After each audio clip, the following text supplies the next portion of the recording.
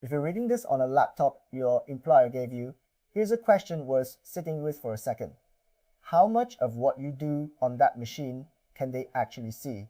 Not in a dramatic, someone is watching your webcam sense, but in the boring, structural sense of logs and agents and certificates quietly doing their job in the background. Most people either assume the answer is everything or assume the answer is nothing as long as they are careful. Both of those assumptions are wrong, and the real answer is more interesting and more specific than either one. I spend a lot of time pulling apart the actual mechanisms behind monitoring tools, the kind of thing IT departments buy off a vendor's website and roll out fleet-wide without most employees ever seeing the configuration screen underneath it. So this isn't a guess about corporate culture or some scare story meant to make you paranoid. It's a walk through the specific pieces of software and network plumbing that make a work laptop genuinely different from your own personal machine and where each piece's visibility actually starts and stops. Let's start with the short version because it sets up everything else. If you issued the device, you should assume they can see a lot. Not because anyone is malicious, because modern device management is built out of several independent systems, each one capturing its own slice of activity. Those slices overlap more than most people expect going in. None of this requires nosiness on anyone's part. It's just what happens by default when a company owns the hardware, controls the network it connects to, and has a legitimate compliance reason to log things. The biggest misunderstanding, by far, is about HTTPS. People see the little padlock icon in the browser and assume that padlock means privacy, full stop, that nobody between them and the website can read what's inside that connection. That's true on your home network. On a managed corporate laptop, it's often false, and the reason is a piece of infrastructure most employees have genuinely never heard of, called a root certificate. Here's the A lot of companies push a root certificate onto every managed device through their device management profile. Once your laptop trusts that certificate, the corporate proxy sitting on the network can intercept your HTTPS connections in the middle. It ends your encrypted session right there at the proxy, reads the traffic in plain text, then re-encrypts it and sends it on to the real website. Your browser still shows a valid, secure padlock the entire time, because as far as the browser is concerned, the connection genuinely is encrypted just to the company's proxy instead of directly to the site you think you're visiting. This is called TLS inspection, and it's standard practice across a lot of enterprise environments, mostly for malware scanning and stopping sensitive data from leaving the company undetected. The important caveat is that it generally only applies to traffic that actually passes through the corporate network or the company VPN. So if your laptop happens to be on a network that doesn't route through that proxy, this specific mechanism just doesn't kick in. That said, plenty of the other things I'm about to walk through usually still apply, so don't treat that as some kind of escape hatch on its own, separate from anything happening on the network. Most work laptops also run an Endpoint Detection and Response Agent, or EDR for short. Names like CrowdStrike, SentinelOne, and Microsoft Defender for Endpoint show up constantly here. These run locally, right on the machine, and they exist primarily to catch malware and intrusions. But because of how they're built, their visibility ends up reaching well beyond just catching viruses on the way in. A typical EDR agent logs which programs ran on the machine, what files got created, moved, or deleted, and what network connections the device itself initiated. Some configurations go further and log the actual command line arguments used, which means if you opened the terminal and typed out a script or a specific command, that exact string might get recorded and sent up to a central console the security team can search later. To be clear, this isn't the agent watching your screen live. It's recording system-level events your operating system was already generating anyway, and forwarding a subset of them somewhere central. There's a separate category worth knowing about here, because people conflate it with EDR constantly, and it really shouldn't be lumped in. Some companies layer explicit employee monitoring software on top of everything else, tools like ActiveTrack, Teramin, or Hubstaff. These are built for a different purpose entirely, productivity tracking or insider threat detection, and they can include things like periodic screenshots, logging of your active window title, keystroke counts, and idle time tracking. Whether your specific laptop has one of these installed depends entirely on company policy. It's a different product built for a different job, so don't assume every Ediri-equipped laptop also has this running underneath it. Then there's the browser itself, and this one tends to catch people off guard more than anything else on this list.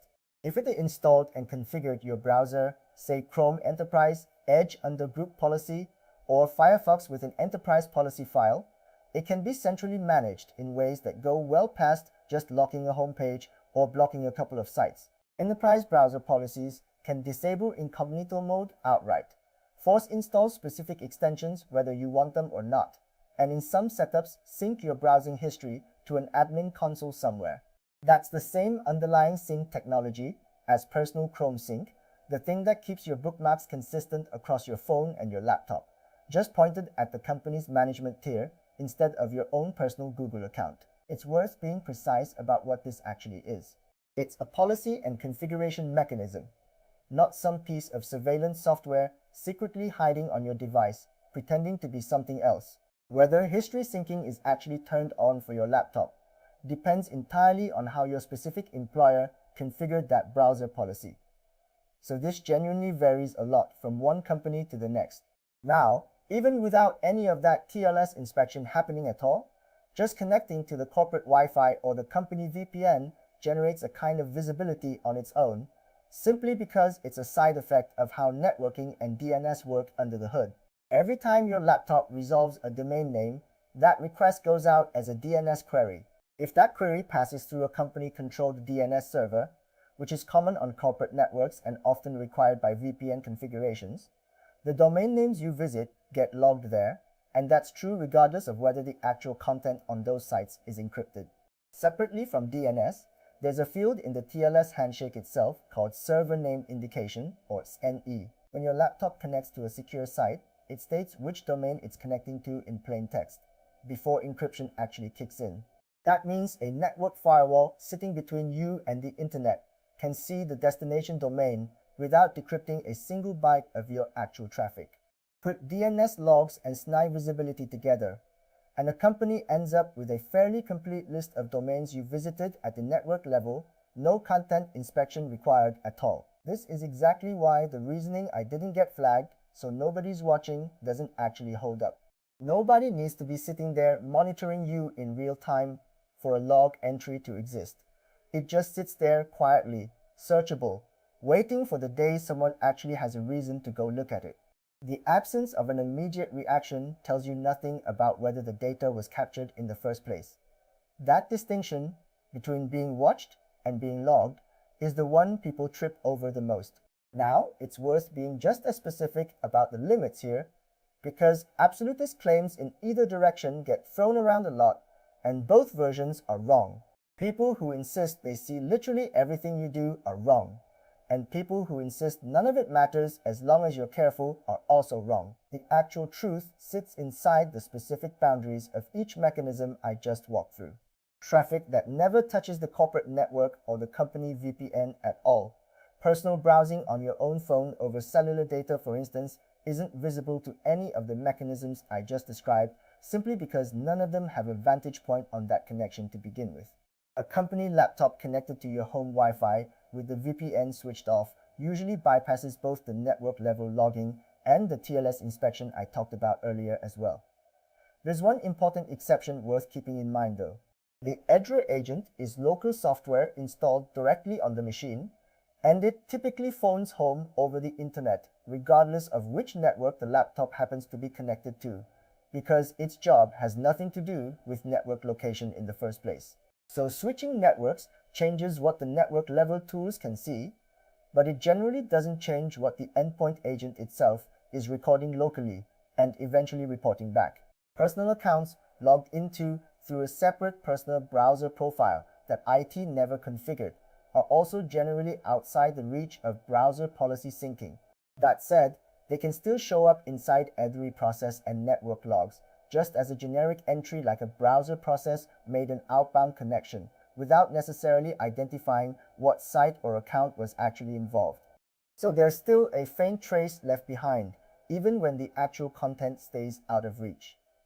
None of this adds up to some method for making yourself invisible on a company-owned asset. And I want to be clear, that's not really the point I'm making here at all.